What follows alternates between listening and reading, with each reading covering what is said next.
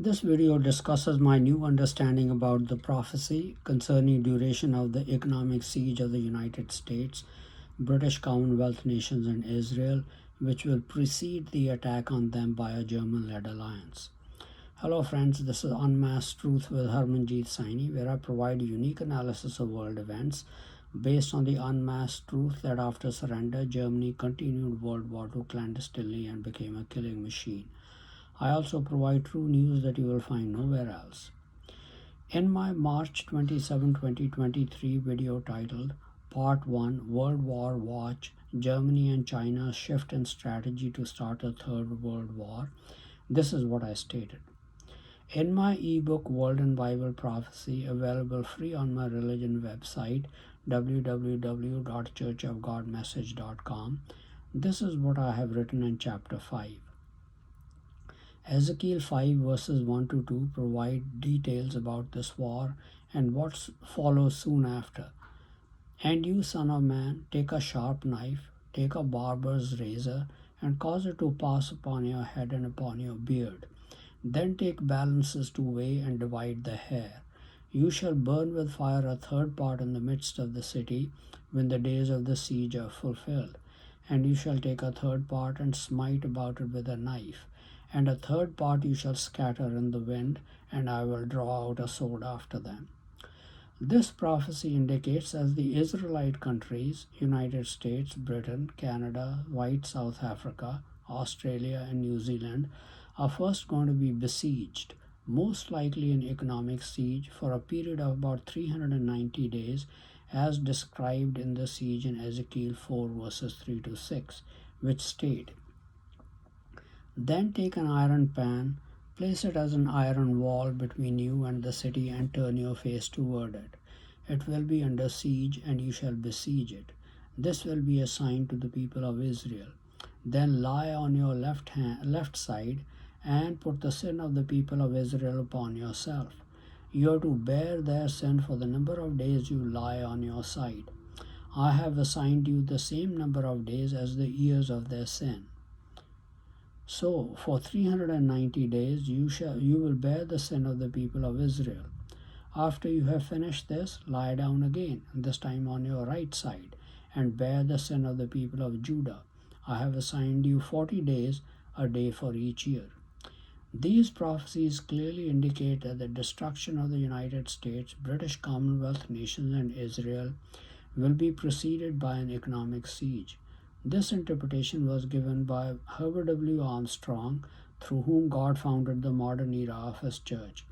That has been my interpretation as well since about 2007, when I wrote the first draft of my ebook World and Bible Prophecy. It seems that the Germans and German masqueraders have come to the realization that their attempts to start the Third World War have not succeeded because they were trying to do it in ways not indicated by Bible prophecy. Now they seem to have changed their strategy to fit in with Bible prophecy. Thus, it seems that Germany and China are preparing to economically isolate the United States, British Commonwealth nations, and Israel, in effect laying an economic siege. They will do their best to stop our imports and exports, which will be a signal for German masqueraders and their allies in our midst to start a civil war to protect all the tens of millions of them who have participated in murders of white persons of non-German ancestry from being executed. Because 390 days I mentioned, I thought the siege would last a total of 390 days for Israel, meaning for America and British Commonwealth nations. But after 350 days, Judah, or the Jewish nation of Israel, will also be besieged for 40 days. Masquerader prophet Gerald Flurry of the Philadelphia Church of God also agrees with this interpretation of the prophecy. After I had released those series of videos, I was uncomfortable about the exact 390 days of siege. The reason is that I remembered what Mr. Armstrong had written about the 390 days of siege and reread Ezekiel 4 verses 3 to 6. In part, it states, You are to bear their sin for the number of days you lie on your side. I have assigned you the same number of days as the years of their sin. So for 390 days you will bear the sin of the people of Israel. After you have finished this, lie down again, this time on your right side, and bear the sin of the people of Judah. I have assigned you 40 days, a day for each year. In these verses, Ezekiel the prophet was to bear the iniquity or sins of the house of Israel for 390 days and an additional 40 days for the house of Judah. These are the years the two nations had already sinned. In modern times, the nation of Israel has already been in existence for more than 75 years without God as ruler. Hence, it has also sinned more than 75 years, more than 40 years. Britain has been in existence for many centuries, much longer than 390 years. On the other hand, the US has been in existence as an independent nation less than 250 years. Therefore, the 390 years of sin represent sins of the ancient kingdoms of Israel, and 40 years of sin represent sins of the ancient kingdom of Judah, and cannot represent the sins of their modern descendants in America, British Commonwealth nations, and Israel. This is how Mr. Armstrong interpreted Ezekiel 4 verses 3 to 5 in his book, The United States and Britain and Prophecy, in chapter 10. But in the days of Samuel, they rejected God as their national king, as their civil ruler. They demanded a human king, like all the unbelieving Gentiles, as stated in 1 Samuel 8 verses 1 to 7. This probably took place near the end of 1112 BC. To reject God as ruler was the greatest sin.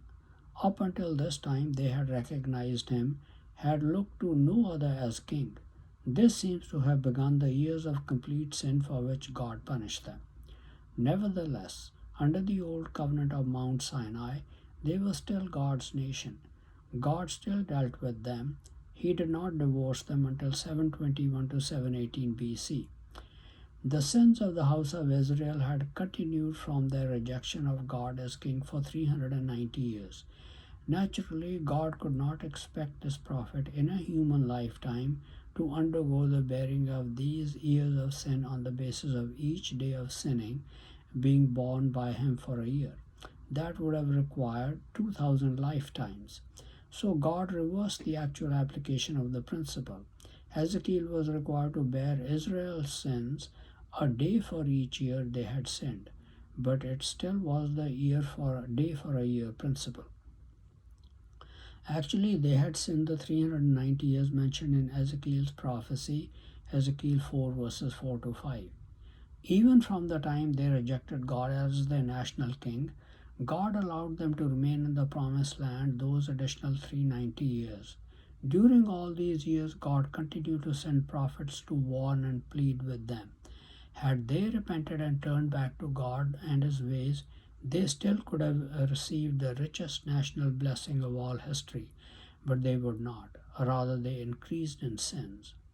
When Solomon dedicated the temple, God told him in 1 Kings 9 verses 6 to 7, "But if you shall at all turn from following me, you or your children, and will not keep my commandments and my statutes which I have set before you, but go and serve other gods and worship them, then will I cut off Israel out of the land which I have given them, and this house which I have hallowed for my name will I cast out of my sight, and Israel shall be a proverb and a byword among all people."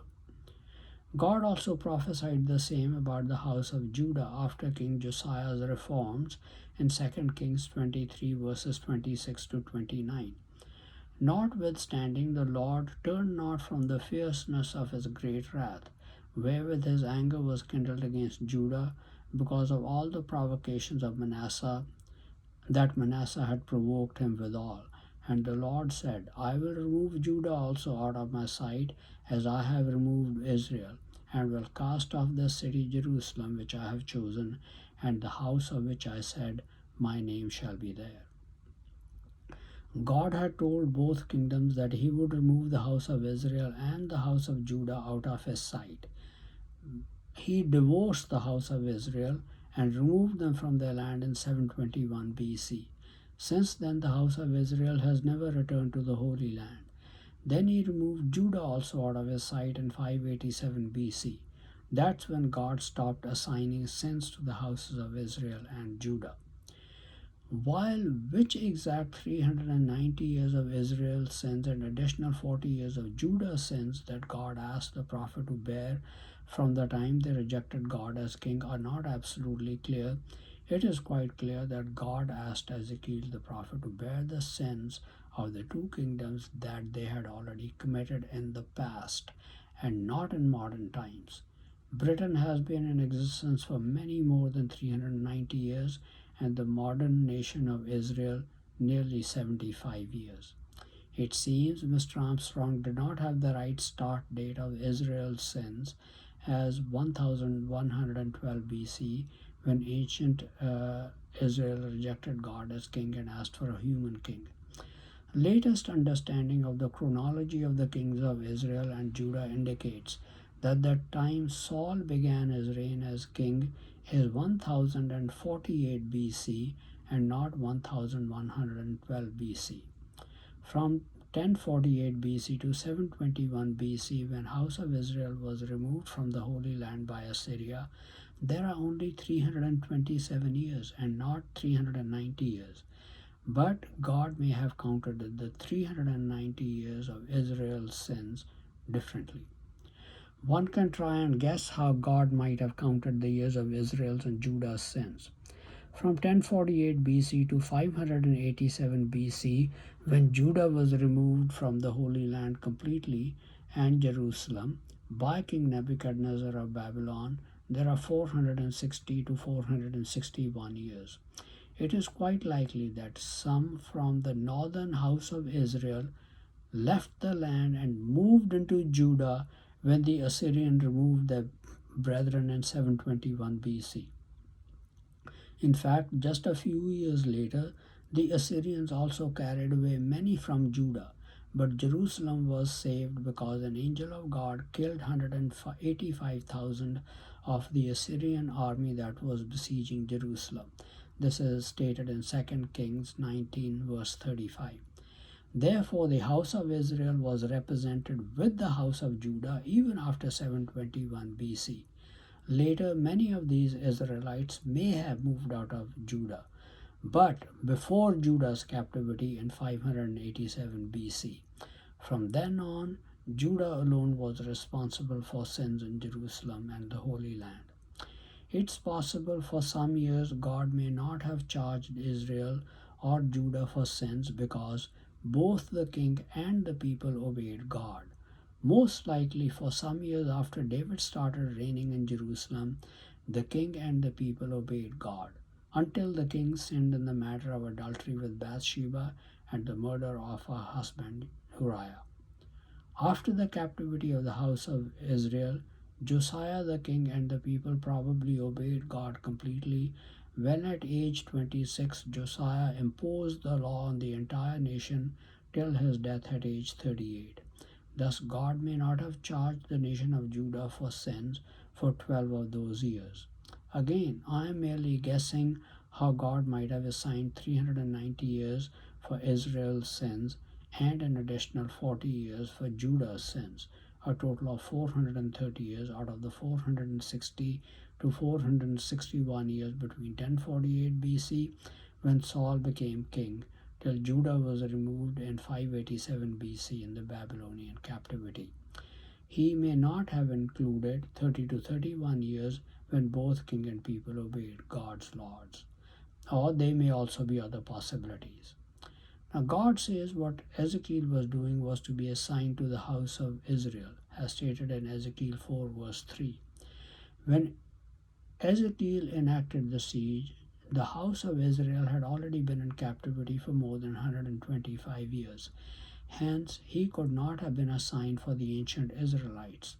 But he is definitely assigned to modern descendants of the house of Israel in America, British Commonwealth nations, that they will come under economic siege by recording his experience in his book. Israel is to learn that their greatest sin was rejecting God as king. Ezekiel bore their sins. Now they can be reconciled to God and will be brought back to the Holy Land when God sets up his kingdom once again and becomes their king again. Therefore, it is quite clear that Ezekiel bore the past sins of Israel for 390 days and the past sins of Judah for an additional 40 days. These days do not refer to the duration of the economic siege of American, British, and Jewish people. They do not refer to the duration of the sins of modern nations of America, Britain, and Israel, because Britain has been an independent nation for many more than 390 years and sinning.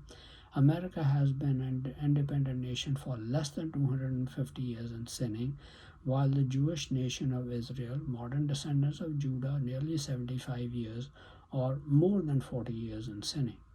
It seems God sets a precise duration for a prophecy which involves his direct intervention only.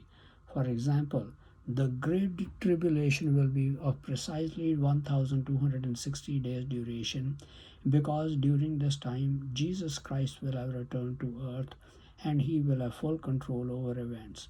Even though God can intervene in any affairs anytime he wants, it seems when events are in control of humans, he leaves the timing and duration of events in their hands, such as the duration of the economic siege of the United States, Britain, and Israel.